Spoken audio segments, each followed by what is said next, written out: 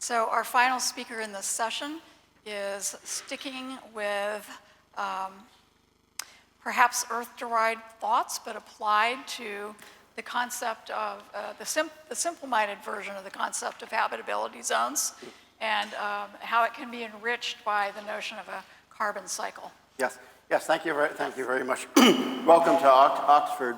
So I will be talking about just where is the habitable real estate out in our galaxy? What are the conditions under which life as we know it could conceivably emerge? Oh, good, it actually clicks. So Suzanne already introduced the term habitable zone, and actually the conventionally defined habitable zone is actually rather parochial. It's the conditions under which you could have liquid water on the surface. So by this definition, the Venus clouds are not habitable. By this definition, Enceladus is not habitable. But this is the kind of habitability we have a reasonable chance of detecting on exoplanets. The symbol went wrong. That's actually less than 400K, not up arrow 400K. So it's a good starting point. And so okay, the pointer doesn't work. But so the habitable zone is the range of orbital distances for which you could support stable liquid water on the surface of a planet. The inner edge is determined by the runaway greenhouse phenomenon. If you are getting too much absorbed radiation from your star, then water vapor will uncontrollably evaporate into the atmosphere until all of your ocean is in the atmosphere, and then it escapes to space. It generally makes a magma ocean on the surface. This is one of the things that probably happened to Venus at some point in its past. But the outer edge of the habitable zone, which is what of the conventionally defined habitable zone, which is what I'm mostly going to talk about, is determined by the condensation of carbon dioxide, which actually introduces a maximum possible greenhouse effect that you can get from carbon dioxide. Okay, there are other greenhouse gases. If I don't run out of time, I'll mention a little bit about hydrogen at the end. But this is the way the Earth has maintained its habitability. This is a system, CO2 collaborating with water vapor, that has maintained the Earth's habitability over billions of years. Now, I'm going to go through this. I'm not going to go through this in detail because time is limited, but horizontal axis, these are simple climate calculations. The horizontal axis is carbon dioxide partial pressure. That's 1 bar, 10 bars, about 20 bars there. The vertical axis is temperature, going up to 350 Kelvin down to freezing temperatures. The top panel is the one to look at. The colors on the top panel essentially represent how close you are to your star. Yellow colors, you're very close to the star. The darker colors, you're very far from the star. So that's your distance from the star. And so the point is that actually you have to have the right amount of carbon dioxide in order to actually turn a potentially habitable planet into an actually habitable planet. So if you're very close in and you happen to have 1 bar of carbon dioxide or somewhat more, 2 bars, you actually drive the temperature above 350 Kelvin, even though it is with very low CO2 like Earth, it would be habitable. Similarly, if you're farther out in the nominal habitable zone, this is about 0.4 times the amount of irradiation the Earth is getting. Then if you had only 2 bars of CO2, that's not enough to actually keep the planet unfrozen. It would be a snowball instead. And towards the outer edge of the habitable zone, you need about 10 bars of carbon dioxide. So the conventional habitable zone just has the restriction on CO2 due to constraints from radiation and constraints from the thermodynamics. It knows nothing about geochemistry. So in fact, a current theme in thinking about exoplanet climate and habitability is that geology and geochemistry has to come together with atmospheric physics to understand habitability. We've already seen some indication of this in the talk on Enceladus, in which the generation of hydrogen through reaction with rocks is critical to understanding the chemical composition of the plumes. So the question is, geochemistry might not let you have 10 bars of CO2 towards the outer edge of the habitable zone, and in fact, I will show I will show the indications that towards the outer edge of the habitable zone, the geochemistry, the geochemical, the deep carbon cycle actually does make problems. So this is the question I'm addressing. Does the deep carbon cycle the geochemical processes that determine how much CO2 is in an atmosphere, does that actually allow enough CO2 to reach the maximum greenhouse limit towards the outer edge of the habitable zone? Okay, so this is what determines carbon dioxide on a planet with liquid water on the surface and a rocky crust. You have a mantle convection, which creates melt and volcanism that degasses CO2 into the atmosphere. And then you have a sink of CO2. There's a rate of outgassing, and then there's a sink of CO2, which is determined by the reaction of carbon dioxide with crustal minerals. Plate tectonics or other recycling mechanisms allow that calcium carbonate, that limestone, to be recycled back into CO2. So we have been modeling this in my group. We're using an advanced model of the CO2 sink that tracks back to work by Mayer and Chamberlain. The basic idea sketched out here for continental weathering is that when rainfall with CO2 dissolved in it, which make carbonic acid, reacts with silicate rocks as it flows over, you dissolve the silicate, you produce divalent cations, calcium, for example, which then in the sea turns into carbonate and precipitates out. And that's the sink of carbon dioxide. But there are two limits. If you have lowish temperatures and very rapid flow over a surface, then the rate of the sink is determined by chemical kinetics, which has a strong temperature dependence. On the other hand, if you have if you have high temperatures with high reaction rates and sluggish flow, then you're in equilibrium. The chemistry comes into equilibrium, and that has very little temperature dependence. So the temperature-dependent thermostat in the sink is largely lost, except insofar as it may come in through the rate of runoff.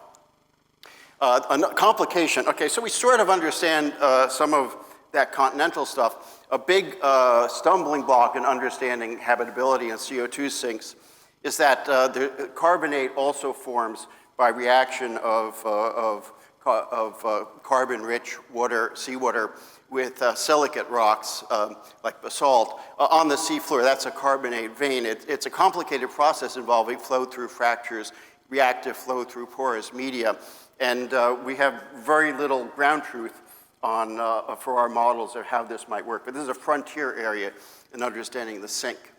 And there are many aspects of the mineralogy, what kind of rocks you have on the surface and on the seafloor, that affect the weathering sink. I'm going to put this together very shortly, but now we have to talk a little bit about the source, about the source, the volcanic source of carbon dioxide. So I've said you have to have mantle convection, that keeps things going, that produces melt and produces outgassing. That mantle convection is maintained by the decay on the Earth, and probably most other rocky planets, by the decay of long-lived radionuclides, like especially uranium-238 and thorium-235. Potassium-40 it has a shorter half-life, but it's very abundant, so we're still getting some of our heat from potassium-40, but that'll be mostly gone in the next billion years. And so the actual inventory of long-lived radionuclides, R-process elements like uranium and thorium, is quite important to maintaining the habitability. Otherwise, a planet will freeze out after a fairly short time. But uranium and thorium are produced in gold, for that matter, and produced in very exotic astrophysical circumstances like merging neutron stars and collapsars. You might expect differences in the rate of formation of these long-lived radionuclides, depending on whether you are a spiral arm galaxy, which has frequent star formation in the arms, versus something like an elliptical galaxy, where star formation proceeds in a different way. And the distance that, because of the dilution of uranium and thorium from these rare events, if you happen to be far away from that event when your giant molecular cloud forms planets, you're not going to get as much of it. And so you may wind up uninhabitable because you freeze out. Okay, now, I said I would bring this together. We put together, I'm not going to talk about the coupling to the volcanic stuff, but just the the weathering thermostat, stability of the deep carbon cycle, we put together a comprehensive model, including the full 3D dynamics and hydrological cycle of a rocky planet, with the weathering model. And so this graph gives you the weathering rate in terms of the CO2 concentration. We have a little gap in our calculation here that I don't have time to talk about, but these are the low CO2 states that are rather Earth-like, that correspond to the inner edge of the habitable zone. These are the high CO2 states with CO2 surface pressure of a bar or more, corresponding to the outer edge. Now, for a good thermostat, you want for a stable deep carbon cycle, you want the weathering rate, which is the sink, to increase with concentration of CO2. Because that means that if you have an equilibrium with a certain amount of outgassing and you then have too much CO2, the weathering rate consumes extra and brings you back to equilibrium, and the other way. But what we found rather surprisingly is that for these high CO2 states, the carbon cycle actually goes unstable for reasons having to do expressly with the way precipitation distribution changes as you go to a hotter and hotter climate, which is actually related to some things that are happening as a result of global warming on Earth. The weathering rate, the CO2 sink, actually decreases with carbon dioxide concentration, meaning that an equilibrium is unstable. And if you did have an equilibrium state on the right-hand side, which is the outer edge of the outer region of the habitable zone, it wouldn't stay there. It would retreat to cold states or to very, very warm states.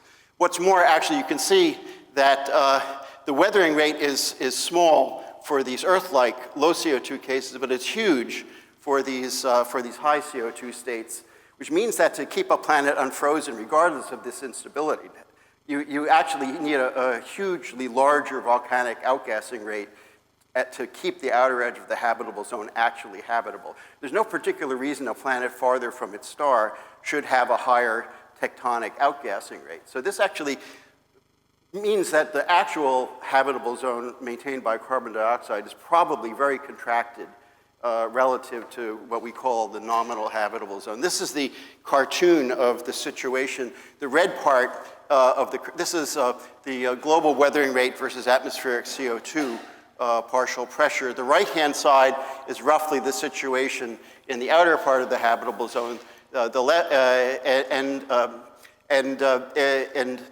the outer part of the habitable zone, for high CO2, the weathering rate goes down with increasing CO2 so that an equilibrium on the right-hand side is unstable. It represents the division of two attractor basins. It's an attractor basin boundary. So if you actually did try to maintain a habitable state over in the right-hand side with an equilibrium amount of CO2, if you displaced it to the left, it would be attracted to a stable state, which is generally a snowball on the left-hand side. Or if you displaced it on the high CO2 side, it would be attracted to a very warm, almost a very hot, almost Venus-like state with higher CO2 than you would want for habitability. Okay, good. So I do have time to talk a little bit about hydrogen as a greenhouse gas. By the way, they converted my PDF into PowerPoints, and that's why all these symbols got messed up. Despite all of our artificial intelligence, we don't actually have an ability in here to show a PDF on the screen and actually make it work. So those of you doing AI, maybe you could save a little bit of your time for this kind of thing. But anyway, so the hydrogen is a very good greenhouse gas. An isolated hydrogen molecule doesn't have infrared lines. But when it's colliding, it acts like a more complex molecule during the collision. So at high enough pressure, hydrogen actually is a very good greenhouse gas. In fact, it's the most important greenhouse gas in the whole universe because it's so abundant. It's the main greenhouse gas that determines the vertical structure of Jupiter and Saturn, for example, which are mostly hydrogen and helium.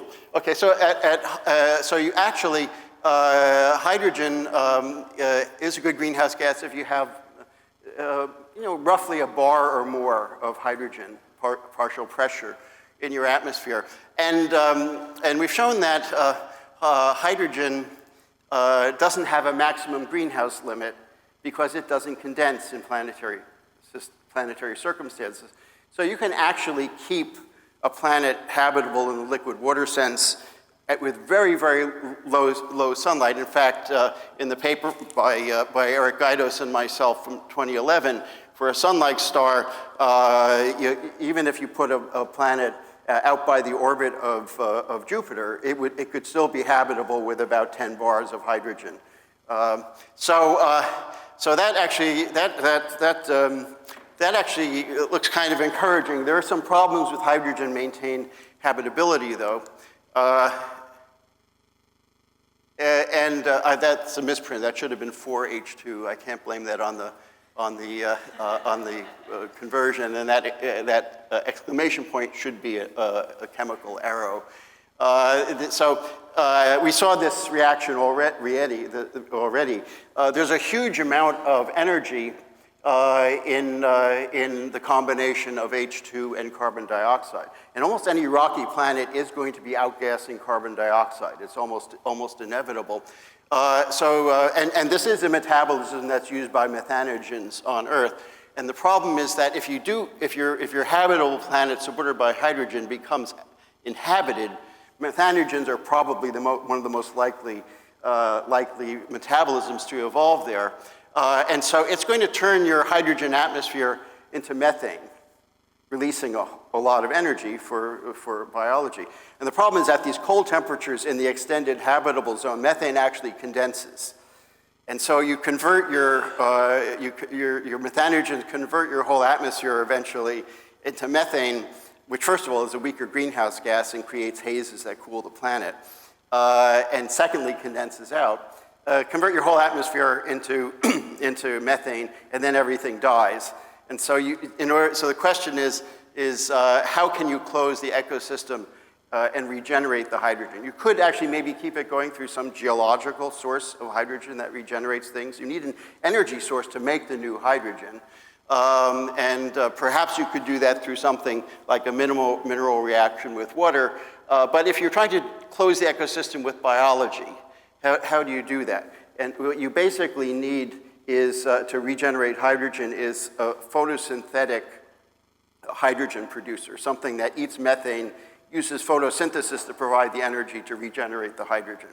I don't think we have any metabolisms like that on Earth, but if anybody more biologically aware than me knows of one, please do let me know, because that's just what you need in order to close the ecosystem. And the other thing, even if you leave aside the biological aspect, for carbon dioxide, we do at least know what a plausible means for CO2 to be regulated on Earth to maintain the habitability of Earth over long periods of time and to adjust the habitability as you go for planets that are closer or farther from the star. For hydrogen, for H2, we don't have any known abiotic stabilization mechanism that sets hydrogen to be just the right value to keep the planet habitable. But that's because we've been thinking about CO2 habitability for more than 100 years. We've been thinking about hydrogen habitability for maybe 20. So finally, what are the chances of testing some of these ideas about the deep carbon cycle? And here the news is not great. What you really want in order to test these theories of the deep carbon cycle are a whole lot of planets in the nominal habitable zone that are roughly Earth-sized and rocky, that have both CO2, that have some amount of CO2 and water vapor in the atmosphere. As Suzanne said, we have only a handful of even candidate planets there that are amenable to characterization, but a lot of the planets that we had hopes for, in fact, are coming back as bare rocks. They're coming back as bare rocks. Like a lot of the TRAPPIST system planets, which has several planets in the habitable zone, they don't seem to have thick atmospheres. And that's partly because these low-mass stars that Suzanne was talking about, the red dwarf stars, are very, very good at blasting away atmospheres. And so, ironically, the best cases where we have a really good atmosphere detection on rocky planets are insanely uninhabitable planets like lava planets that have a permanent dayside magma ocean, which actually outgasses various kinds of things and maintains a local atmosphere, at least on the day side. So although my group is continuing to work on these deep carbon cycle theories, I'm not very optimistic. I mean, it's too early to throw in the sponge, but I'm not very optimistic that we're going to get a good data set against which we can test these kinds of theories, not in the next 5 years, but with more advanced instrumentation, especially with the ability to detect planets around sun-like stars and characterize their atmospheres. That's the point at which we will start to have a data set where these kinds of theories can be tested. It'll be a long wait. So myself, although we're continuing on the theory because it's good to know in advance what to expect, my own hopes are pinned more on understanding the atmospheres of hot rocks instead, as well as sub-Neptunes. Thanks a lot. Excellent. Thank you so much. That was fascinating.